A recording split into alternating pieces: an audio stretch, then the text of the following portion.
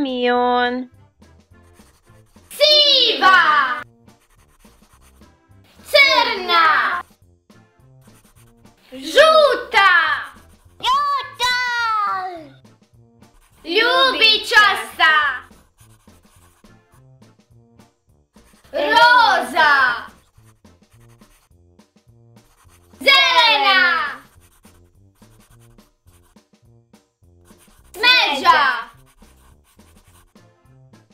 naranđasta,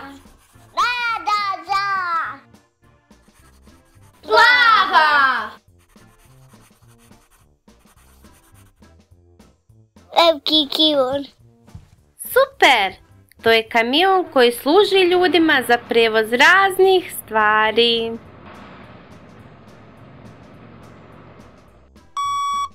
Kamionom se mogu prevoziti razni materijali pomoću kojih ljudi mogu ugraditi kuće i zgrade.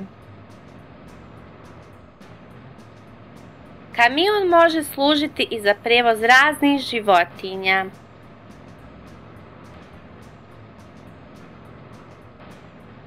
Ukoliko je potrebno, kamion može da ima i prikolicu.